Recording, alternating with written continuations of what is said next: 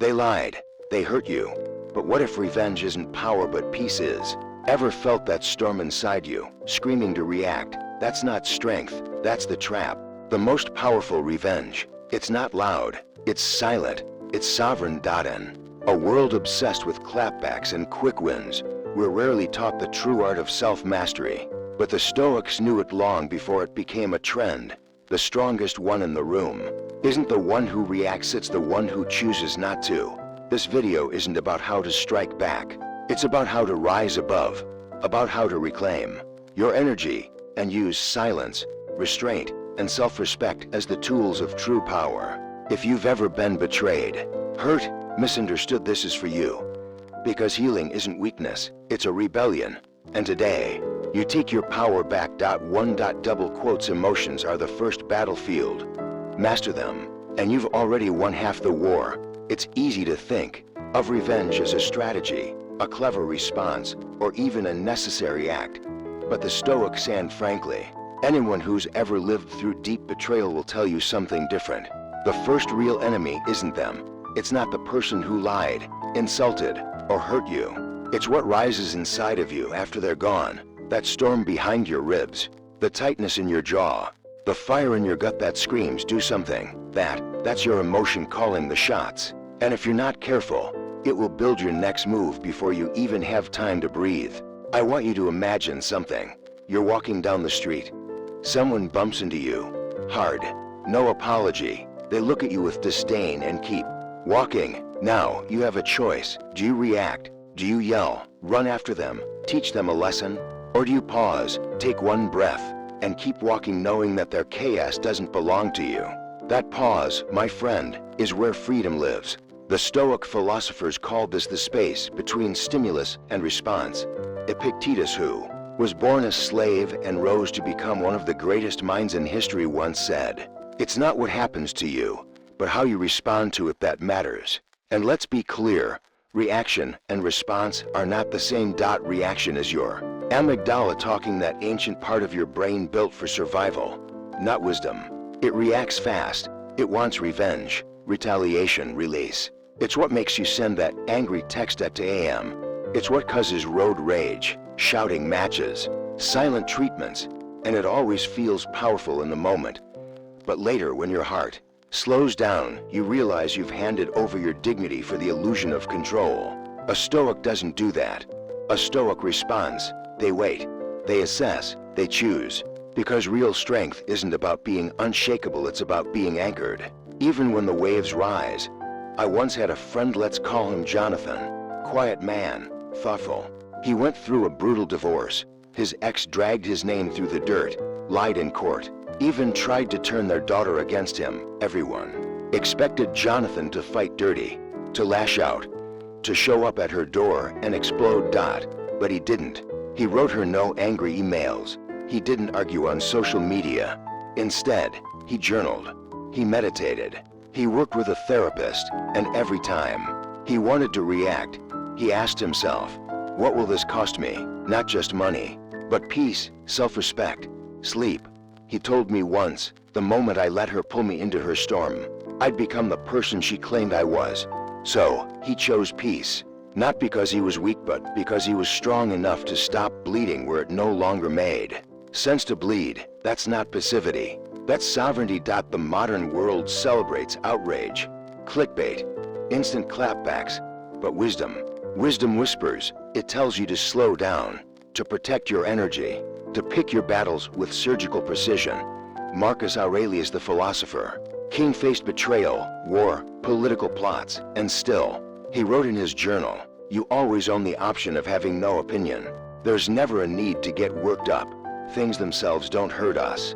Our opinions about things do. Now pause, read that again. Things themselves don't hurt us. Our opinions about things do. You lose a job. A person insults you. A partner leaves. Are those facts? Yes. But how you let those facts sit inside you, that's where the damage begins or ends. And here's the truth. Your first emotional response is rarely your wisest one. So don't trust the first impulse. Don't answer when your hands are shaking. Don't speak when your pride is bleeding. Don't act from the wound. Act from the healed version of you. The version who knows that nothing anyone says or does should control your inner world. That's what the Stoics believed, that true power comes from self-governance. You don't win by reacting louder. You win by being so rooted that their chaos no longer reaches you. But I get it, it's hard. Sometimes you want to scream, to prove they were wrong, to drag their name through the same dirt they smeared you with. I've been there. I've written the speech in my head, replayed the scene 100 times with better comebacks. But every time I let emotion lead, I lost something more important than the argument. I lost myself. And so I learned what every Stoic eventually understands: some wars are not worth fighting, especially the ones that cost you your peace. So, what does strength look like? It looks like silence when provoked. It looks like walking away with your head high when others expect you to fight. It looks like forgiving not because they deserve it, but because you refuse to carry their poison in your veins. It looks like saying, "This is not mine," and leaving their chaos at their feet. And you know what happens when you live like that? You become untouchable. They throw jabs. You don't flinch. They lie. You don't correct. They provoke. You don't perform. And slowly, their power over you dissolves. Because control was never in their hands. It was always in yours. So if you're carrying anger right now, pause. Ask yourself, what would it look like if I didn't react? What would it feel like to stand in the middle of that emotional storm and not be moved? That, my friend, is where the work begins. That's where you build the kind of character that not only survives betrayal but outgrows it. That's where you stop being a prisoner of your impulses and start becoming the master of your life. So no, strength doesn't scream. It doesn't slam doors. It doesn't clap back. It pauses. It breathes. It chooses. And in that choice you become free. Free from their power. Free from your past. Free from the version of you who needed revenge to feel strong. Now you don't need revenge. You've got peace. And that is the kind of strength no one can take away. Two, you don't need to say a word to win. All you need is not to react. There's a quiet kind of power that rarely makes headlines. It doesn't come with raised voices or clever comebacks. It doesn't seek to dominate a room or win a debate. It comes when you choose not to react. When provoked, insulted, challenged, and yet you remain still. That stillness, that's where strength lives. I want you to think about a time someone tried to push your buttons. Maybe it was in a meeting, maybe during a family argument.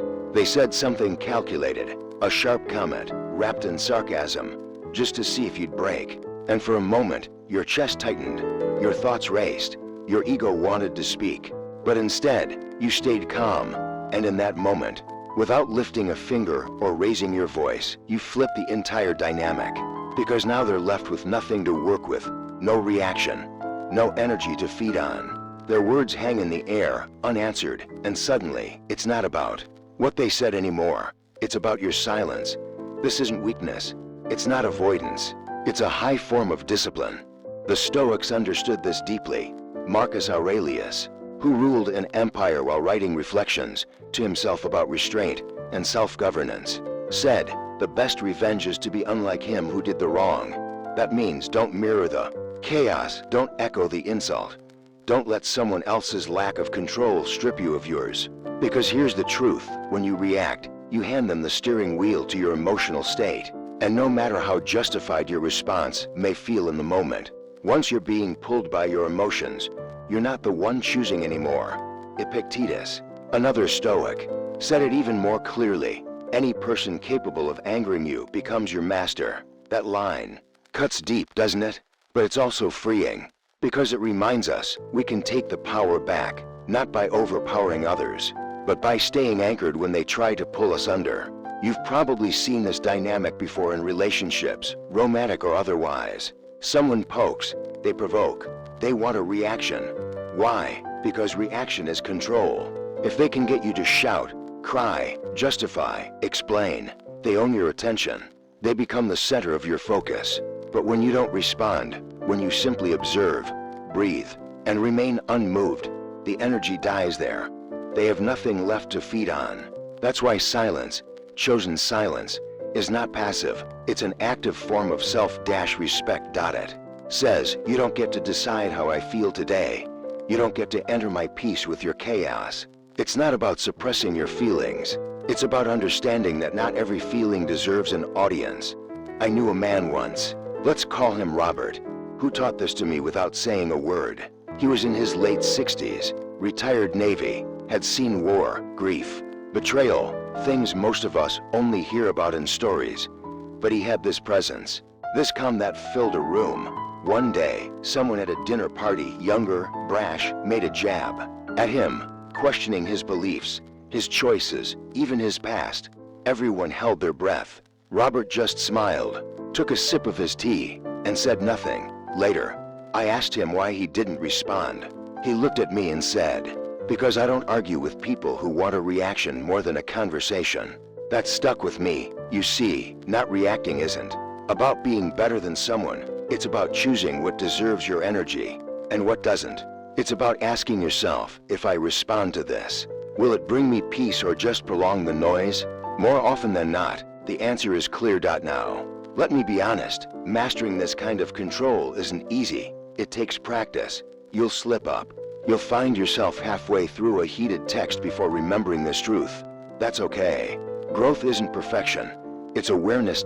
So next time someone tries to pull you into their storm, remember you are not obligated to join. You don't owe anyone your outrage. You don't need to defend your boundaries with noise. Your silence can speak for you, and when chosen wisely, that silence is louder than any scream. Because in a world that expects you to react, staying calm is rebellion. Not to dominate, but to reclaim your inner space and protect the peace you've worked so hard to build. 3. Traditional revenge is a trap. That might sound surprising at first, especially in a world where getting even is celebrated in movies, music, and even in some of our most personal conversations. We're taught that if someone wrongs us, we must respond. If they betray us, we must strike back. If they wound us, we must show them we're not to be messed with. But here's what no one tells you. Every time you make someone else's behavior the reason for your actions, you're not in control. You're reacting. You're letting them decide your mood, your energy, your next move. And even if it feels powerful in the moment, even if you win the argument, craft the perfect comeback, or one-up their insult, what you've really done is play by their rules. You haven't reclaimed your strength. You've traded it for a few seconds of satisfaction. The Stoics, those ancient philosophers who taught the art of inner strength, saw this clearly. They believed that real power is quiet. It doesn't need to retaliate. It doesn't need to prove. It simply stands. Marcus Aurelius wrote, "The best revenge is to be unlike him who did the injury." That's not a slogan. It's a path. Imagine this. Someone betrays your trust, lies about you, disrespects you in a way that cuts deep. Your instinct, naturally, is to fight back, to clear your name, to show them. But what if, instead, you turned inward? What if, instead of reacting to their chaos, you chose to rebuild your peace? That's not weakness. That's mastery. Because when you act out of anger, you're not punishing them. You're punishing yourself. Your nervous system stays activated. Your thoughts spiral. You replay the incident again and again, convincing yourself that justice requires action. But that kind of justice, it doesn't set you free. It chains you to their behavior. It forces you to carry them everywhere you go, like a ghost haunting your peace. And the longer you carry that grudge, the more it becomes a part of you. It clouds your thinking, colors your conversations, and steals time you could have used to heal. The person who hurt you might be long gone, but your mind keeps dragging them back. You deserve better than that. Let me tell you something I learned from experience, not theory. A few years ago, I was betrayed by someone I considered a close friend. They twisted my words, tarnished my name, and left me with a choice: fight back or let go. Every cell in my body wanted to respond. I drafted messages. I imagined confrontations. I rehearsed monologues in the shower, but then I paused. I sat with my own discomfort. I asked myself, who would I be doing this for? The truth. Not for justice, not for clarity. I'd be doing it for ego, and ego has never brought me peace. So I did the harder thing. I let it go. I didn't post. I didn't retaliate. I just stepped back and moved forward with my life, quietly, intentionally. At first, it felt like defeat, but over time, I realized something profound. I hadn't lost. I'd won something far more valuable than a battle of words. I'd won my freedom, and that's what the Stoics meant. Seneca once said, "He who takes revenge for a slight is like a man who heals a scratch by cutting off his arm." Revenge, the kind that comes from pain, always takes more than it gives. But what if you redefined revenge entirely? What if your revenge was your growth? What if your comeback was peace? What if your silence wasn't surrender, but sovereignty? Because the truth is, the moment you stop reacting, you stop living in their story. You stop playing a character. In their drama, you return to your own script, your own voice, your own path. This doesn't mean you suppress your feelings. Feel them, all of them. Acknowledge the anger, the hurt, the betrayal. But don't let those emotions hijack your direction. Let them inform you, not define you. There's a quote I return to often. Let them miss the old you, the one that kept showing up, kept caring, kept reacting. Let them wonder why the silence feels heavier than the noise ever did. That's not revenge. That's evolution. So, the next time you're wronged, and there will be a next time, ask yourself, do I want justice? Or do I want peace? Do I want to win? Or do I want to grow? Because the path of traditional revenge might feel powerful for a moment, but the path of inner mastery, that stays with you for life. And if you ask me, there's no sweeter victory than becoming the kind of person who doesn't need revenge to feel whole. For forgiveness is not about them. That might sound strange at first. After all, we've been taught that forgiveness is a gift, something we give to others when they apologize, when they make things right, when they deserve it. But what if that belief is holding us hostage? What if, all this time, we've misunderstood forgiveness as a reward we hand out, when, in fact, it's a release we grant ourselves? See, forgiveness isn't the same as forgetting. It's not pretending it never happened. It's not erasing the pain. And it's certainly not an invitation for them to walk back into your life like nothing happened. Forgiveness doesn't mean reconciliation. It doesn't mean trust is restored. Sometimes, it doesn't even require a conversation. Forgiveness is personal. It's quiet. It's invisible to the outside world. But internally, it's everything. I want you to imagine something. You're walking through your day carrying a heavy backpack. It's filled with stones, each one representing a grudge, a betrayal, a moment where someone hurt you and never made it right. You don't remember putting all the weight there, but it's there, and it's exhausting. Some days, it slows you down. Other days, it makes you bitter. You lash out. You isolate. You harden. And then one day, you realize the person who hurt you, they're not carrying any of this. You are. That's what unforgiveness does. It gives them power they're not even using. It ties your peace to their remorse, and in the waiting, your soul begins to suffocate. I can tell you this from personal experience. I once held on to a hurt for nearly a decade. Every time their name came up, my stomach would tighten. My heart would race. I'd relive old conversations, rehearsing what I should have said, what I would say if I saw them now. I told myself I was strong for remembering, for never letting it go. But in reality, I was stuck. I wasn't standing tall. I was frozen in place. The day I forgave them, nothing dramatic happened. I didn't make a speech. I didn't send a message. I didn't even tell anyone. But I sat in silence and whispered to myself, this doesn't get to take up space in me anymore. And something inside me let go, not because they apologized, not because they deserved it, but because I did. I deserved to be free. The Stoics understood this. Epictetus taught, it's not what happens to you, but how you react to it that matters. That includes pain. That includes betrayal. That includes the people who never said sorry. When you forgive, you don't free them from accountability. You free yourself from captivity. You remove the hook from your heart. Now, let's be clear. Forgiveness doesn't make what happened okay. It doesn't remove your right to feel grief, anger, or sadness.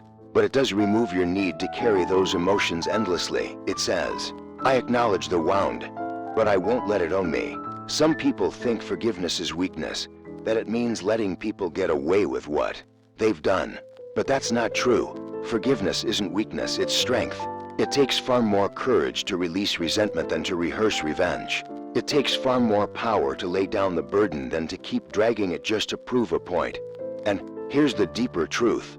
Some people will never understand what they did to you. They'll never see your side. They'll never change. And waiting for that day to come is a prison of your own making. Forgiveness says, even if you never change, I will. It says, your harm won't define my healing. Psychologically, holding a grudge activates stress centers in your brain. It raises cortisol levels. It shortens your breath. It affects sleep. It keeps your nervous system in a loop of hypervigilance. The body doesn't know you're replaying a memory. It thinks it's happening again. That's the cost of unforgiveness. You re-injure yourself over and over. But when you forgive, studies show that your heart rate lowers, your immune function improves, you think more clearly, you sleep more deeply, you feel lighter, not just metaphorically, but physically. That's not coincidence. That's liberation. You know, Marcus Aurelius said, the happiness of your life depends on the quality of your thoughts. Forgiveness is choosing better thoughts. It's refusing to rehearse old wounds as if they're the only song in your playlist. I'm not saying you should rush it. Forgiveness takes time. It's not linear. Some days, you feel healed. Other days, the memory comes back sharper than ever. That's okay. Healing is a process, not a switch. But every step you take toward releasing that pain, even if it's small, is a victory. Sometimes people ask me, how do I know when I've truly forgiven? And my answer is simple. When you can think of them without anger gripping your chest. When you stop waiting for them to feel what you felt. When their presence or absence no longer defines your peace. That's when you know. So, if there's someone you've been carrying, someone who still lives rent-free in your head and heart, ask yourself, what is it costing me to hold on? And more importantly, what would it feel like to finally put it down? You don't have to tell them. You don't have to understand them. You don't even have to like them. But you can forgive them for your sake. Because peace isn't something they give you. It's something you give yourself. And that's the deepest act of self-respect there is. Healing isn't about becoming tougher. It's about becoming clearer, calmer, and free from the need to react from pain. Stoicism doesn't teach us to suppress emotions. It teaches us to feel, without being ruled by those feelings. Silence isn't weakness, it's wisdom. And peace isn't the absence of chaos, it's your refusal to let the chaos own you. You don't need to speak loudly to be heard. You don't need to fight back to prove your worth. Your calm is the message. If this resonated with you, subscribe to the channel and join a growing community of thinkers, builders, and seekers walking the Stoic path. A quiet path, but a powerful one. See you in the next video, where we continue the work of becoming who we were meant to be.